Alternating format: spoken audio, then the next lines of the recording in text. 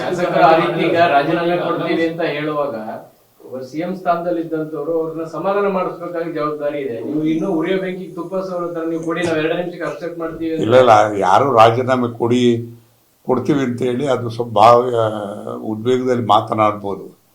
ಅಂದಾಕ್ಷಣಕ್ಕೆ ರಾಜೀನಾಮೆ ಕೊಡಕ್ಕೆ ಹೋಗೋದಿಲ್ಲ. ನೋಡಿ, ಶಾಸಕರಾಗ್ತಕ್ಕಂಥದ್ದೇ ಪುಣ್ಯ ಕೆಲಸ ಜನತಂತ್ರ ವ್ಯವಸ್ಥೆಯಲ್ಲಿ. ಈ ಶಾಸಕರಾಗ್ತಕ್ಕಂಥದ್ದನ್ನ ಅಧಿಕಾರಕ್ಕೆ ಆಸೆ ಪಡ್ತಕ್ಕಂಥದ್ದು ತಪ್ಪಲ್ಲ. ಆದರೆ ಶಾಸಕರಾಗಿ ಅವ್ರದ್ದೇ ಆದಂಥ ಜವಾಬ್ದಾರಿಕೆಗಳಿರ್ತದೆ. ಜನಗಳನ್ನು ಋಣವನ್ನು ತೀರಿಸಬೇಕಾದಾಗ ಅನೇಕ ಪ್ರಯತ್ನಗಳನ್ನ ಮಾಡಿರ್ತಾರೆ. ಎಲ್ಲೋ ಒಂದು ಕಡೆಗೆ ಶಾಸಕರಾಗಿದ್ದೇವೆ, ಅಧಿಕಾರ ಸಿಕ್ಕಿದೆ, ಇದನ್ನು ಆಶೋತ್ತರಗಳನ್ನ ಈಡೇರಿಸೋದಕ್ಕೆ ಸಾಧ್ಯ ಅಂತಕ್ಕಂಥ ಭಾವನೆ ಎಲ್ರಿಗೂ ಇರ್ತದೆ. ನಿಮ್ಮಂತ ಹಿರಿಯರು ಅನುಭವಿಗಳೇ ಅಸಮಾಧಾನಗೊಂಡಿರುವಂಥದ್ದು, ಆಕ್ರೋಶ ಹೊರ ಹಾಕ್ತಿರುವಂಥದ್ದು, ಇದು 2028ಕ್ಕೆ ನಿಮ್ಗೆ ಡ್ಯಾಮೇಜ್ ಅನ್ಸಲ್ವಾ ಪಾರ್ಟಿಗೆ? ಅಲ್ಲ, ಡ್ಯಾಮೇಜ್ ಆಗಬಾರ್ದು, ಅದು ಭಿನ್ನಾಭಿಪ್ರಾಯ ಬರುತ್ತೆ. ಅದು ಶಮನ ಆದಂಥ ಸಂದರ್ಭದಲ್ಲಿ ಇದೆಲ್ಲದೂ ಕೂಡ ಇತ್ಯರ್ಥ ಆಗಕ್ಕೆ ಸಾಧ್ಯ ಆಗುತ್ತೆ. ಇದನ್ನು ಯಾರು ವರಿಷ್ಠರ ಮಟ್ಟದಲ್ಲಿ ಮಧ್ಯಪ್ರವೇಶ ಮಾಡಿದಾಗ ಅವೆಲ್ಲ ಕೂಡ ಶಮನ ಆಗೋದಕ್ಕೆ ಸಾಧ್ಯ ಆಗ್ತದೆ. ಬಹುಶಃ ಆ ಪ್ರಕ್ರಿಯೆ ಇವತ್ತು ಪ್ರಾರಂಭ ಆಗ್ತದೆ.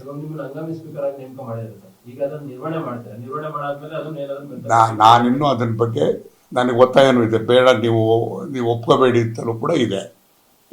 ಆದರೆ ನಾವು ವರಿಷ್ಠರ ಹತ್ರ ಕೂತು ತೀರ್ಮಾನ ಮಾಡಿ ಇತ್ಯರ್ಥ ಮಾಡ್ಕೋಬೇಕಾಗ್ತದೆ. ಈ ನಡುವೆ ಈ ಬಾಗಲಕೋಟೆ ತಿಮ್ಮಾಪುರ ಮತ್ತೆ ನಂಜಾಯಿ ಮಠ ಅವ್ರು ಮಾತಾಡಿರೋ ಒಂದು ಆಡಿಯೋ ವೈರಲ್ ಆಗಿದೆ.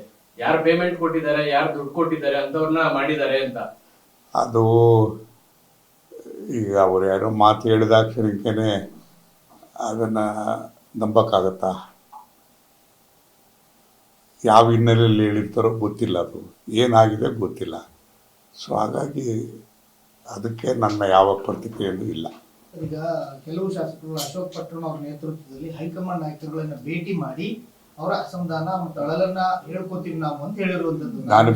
ನಾನು ಅವರೆಲ್ಲರನ್ನೂ ಭೇಟಿಯಾಗಿದ್ದೀನಿ. ಅದು ವರಿಷ್ಠರು ಇಲ್ಲಿ ಬರ್ತಾರೆ, ಕೂತ್ಕೊಂಡು ಇತ್ಯರ್ಥ ಮಾಡ್ತಾರೆ. ಎಷ್ಟು ಜನರ ಸಂಪರ್ಕಕ್ಕೆ ಬಂದಿದ್ರು ಸರ್? ಯಾರೆಲ್ಲ ಭೇಟಿಯಾಗಿದ್ರು? ಅದೆಲ್ಲ ಭಾಳ ಜನ ಇದ್ದಾರೆ. ಅದನ್ನ ಎಲ್ಲರೂ ಕೂಡ ಸಂಪರ್ಕದಲ್ಲಿದ್ದಾರೆ.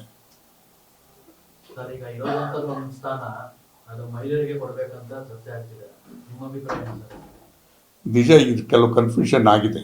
ಮಹಿಳೆಯರಿಗೆ ಕೊಡಬೇಕಾಗಿರ್ತಕ್ಕಂಥದ್ದು, ಅದನ್ನು ಕೊಡದೇ ಇರೋದು ಅಂಥದ್ದು, ಇದೆಲ್ಲದಕ್ಕೂ ಕೂಡ ಈ ಅವರ ವರಿಷ್ಠರ ಮಟ್ಟದಲ್ಲಾಗಿರೋ ತೀರ್ಮಾನ ಸ್ವಲ್ಪ ಗೊಂದಲಕ್ಕೆ ಕೂಡ ಕಾರಣ ಆಗಿದೆ. ಅದನ್ನು ಅವರೇ ಬಗೆಹರಿಸಬೇಕು, ಅವರೇ ಬಗೆಹರಿಸ್ತಾರೆ. ಸೀನಿಯರ್ ಇದೆ ಸರ್, ಈ ತರ ಯಾವ ತರ ಆಗಿತ್ತ ಅನೌನ್ಸ್ ಆಗಿ ನಾವು ಬಹುಶಃ ಯಾಕಂದ್ರೆ ಇದು ಯಾಕೆ ಅನಿವಾರ್ಯ ಅಂತಂದ್ರೆ, ಇದು 136 ಜನ ಇಷ್ಟು ದೊಡ್ಡ ಸಂಖ್ಯೆಯಲ್ಲಿ ಯಾವತ್ತೂ ಕೂಡ ಯಾವ ಪಾರ್ಟಿನೂ ಬಂದಿರಲಿಲ್ಲ. ಹಾಗಾಗಿ ಇದು ಸ್ವಾಭಾವಿಕವಾಗಿ ಉದ್ಭವ ಆಗ್ತದೆ. ಸೊ ಅದಕ್ಕೆ ಇದು ಕೊನೆಯ ವಿಸ್ತರಣೆ ಆಗಿರೋದ್ರಿಂದ ಪ್ರಯತ್ನಗಳೆಲ್ಲರದ್ದು ಕೂಡ ಇರುತ್ತೆ, ಅನೇಕ ರೀತಿಯಾದಂಥ ವಾದಗಳು ಇರ್ತದೆ.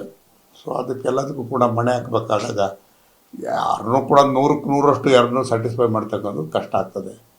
ಅವರಿಗೆ ಹೊಸಬ್ರಿಗೆ ಅವಕಾಶ ಕೊಡಬೇಕು ಅಂತಕ್ಕಂಥದ್ದು ಒಂದು ವಾದ ಇತ್ತು. ಈ ಹಿನ್ನೆಲೆಯಲ್ಲಿ ಸ್ವಲ್ಪ ಗೊಂದಲಗಳಾಗಿದೆ.